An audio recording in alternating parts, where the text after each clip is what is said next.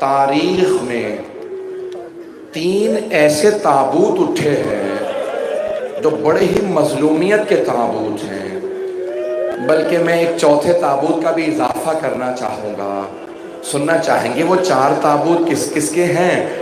ایک تابوت ہے جو پل بغداد پہ پڑا رہا، جس تابوت کو 4 مزدوروں نے اٹھایا تھا، اور مزدور اٹھا کے پل بغداد میں دھوپ پہ رکھ آئے۔ جب دھوپ میں تابوت رکھا نا تو ان کے سامنے ایک آدمی چلتا جاتا تھا، نعرہ لگاتا جاتا تھا، مجھے معاف کیجئے گا سادات، اگر کوئی یہاں موسوی سید ہو تو مجھے معاف کر دے، امام موسیٰ کاظم کے کاظمی ہو، جانتے ہیں کیا جملہ لگا رہا تھا؟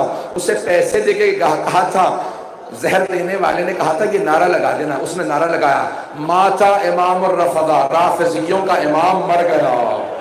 ارے جس امام کے 18 جوان بیٹے 4 مزدور تابوت اٹھا کے پل بغداد پہ رکھ کے چلے گئے، یہ پہلا جنازہ۔ اگر میں پورا مکمل کر پاتا تو میں پڑھتا، لیکن ایک جملہ کہہ دوں گا، اگر دیکھ سکے تو دیکھیے گا، سادات غیر سادات مجھے معاف کیجئے گا، بعض مسائل کے جملے سخت ہوتے ہیں، دور دور تک لوگ کھڑے ہیں۔ جانتے ہیں جب امام موسیٰ کاظم کا جنازہ پل بغداد پہ رکھا تو شیعوں نے کیا سوال کیا؟ پوچھا، جو مزدور جنازہ لائے تھے ان سے پوچھا، کیا بات ہے یہ امام کے تابوت سے زنجیریں کیوں لٹکی ہوئی ہیں؟ تو کہا یہ تمہارے امام کو زنجیریں باندھی گئی تھی، قیدی جب بنایا تھا نا تو زنجیروں میں جکڑ دیا تھا۔ تو ان شیعوں نے سوال کیا کہ لیکن مرنے کے بعد تو زنجیریں کاٹ دی جاتی ہیں، ہمارے امام کی زنجیروں کو کاٹ کے اتارا کیوں نہیں گیا؟ تو جملہ لکھا ہے آیت الاشتہاردی نے کہ ان میں سے ایک مزدور نے کہا کہ تمہارے امام کی کھال کو کاٹ کے گوشت کو کھا کے زنجیریں ہڈیوں تک چلی گئی تھی، وہ زنجیریں گوشت کھا گئی تھی اس لیے کاٹی نہیں جا سکتی تھی۔ بھئی 4 تابوت، میں تو بھی پہلا تابوت پڑھا ہے، میرے تو بہت سے برادران برداشت نہیں کر رہے ہیں، سنیں کہ دوسرا تابوت کس کا ہے؟ میں سارے نہیں پڑھوں گا، بس ایک چھوٹا سا مسائل پڑھ رہا ہوں۔ دوسرا تابوت چوتھے امام کا ہے، بڑا ہی مظلومیت کا تابوت ہے۔ امام باقر سے چوتھے امام نے کہا، بیٹا میرے بابا کا لاشا 3 دن دھوپ میں پڑا رہا تھا، اتنے شان و شوکت سے میرا تابوت نہ اٹھانا۔ آئیے تیسرا تابوت پیش کروں، جلدی جلدی چل رہا ہوں، اگر دیکھ سکے تو دیکھیے گا۔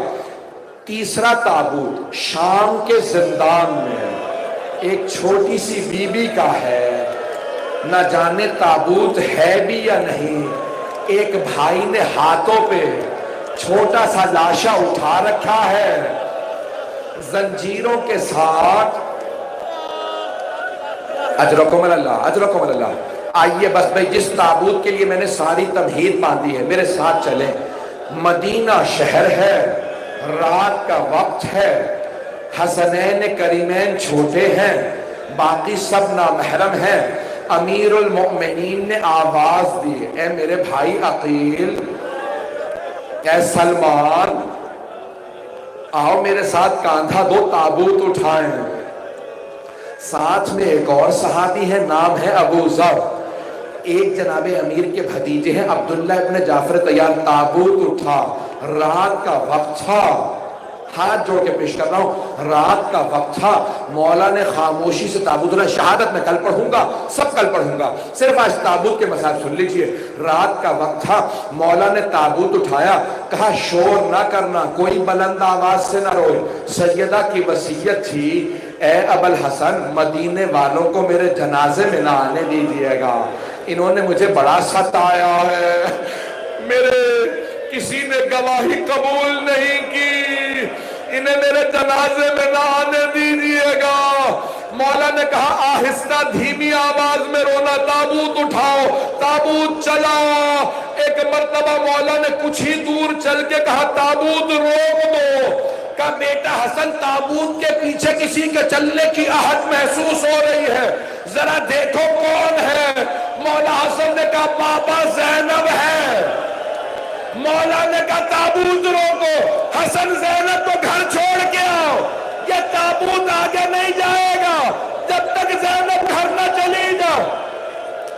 مولا حسن نے کہا نہیں بابا زینب برقعے میں ہے، چادر لے رکھی ہے، میں کہوں گا مولا آنے دے، کہا نہیں میری غیرت برداشت نہیں کرتی، حسن زینب کو گھر چھوڑو، میں کہوں گا مولا رات کا وقت ہے، مدینہ شہر ہے، باپ کا سایہ، بھائیوں کا ساتھ، سر پہ چادر ہے، ماں کا جنازہ آ لینے دے، مولا جب کوفہ کے بازار ہوگا، باغیوں کا نعرہ ہوگا، علی کی بیٹیاں ہوں گی، ہاتھوں میں پتھر ہوں گے، شرابی کا دربار ہوگا،